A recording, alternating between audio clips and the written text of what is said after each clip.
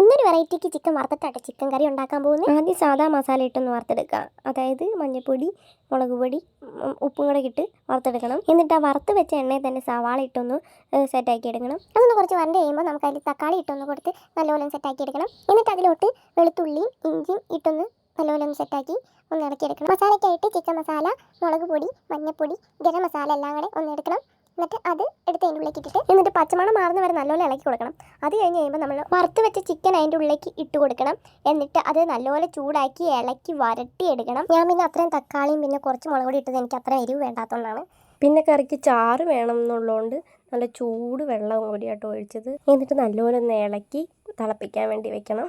അതായത് വെള്ളമൊക്കെ ഒന്ന് ഗ്രേവിക്ക് ഒന്ന് സെറ്റ് ആവുന്നവരെ ഒന്ന് അടച്ച് വെച്ച് സെറ്റാക്കി എന്നിട്ട് നമ്മൾ തുറക്കുമ്പോഴേക്കും നമ്മുടെ കറി സെറ്റാവും. പിന്നെ നമ്മുടെ മേളിൽ കറിവേപ്പില ഉണ്ടെങ്കിൽ കറിവേപ്പില, മല്ലിയുടെ കുറച്ചും കൂടെ സൂപ്പർ. അപ്പം ഞാൻ പോയി നല്ലൊരു ചോറിനിട്ടോ. ബൈ.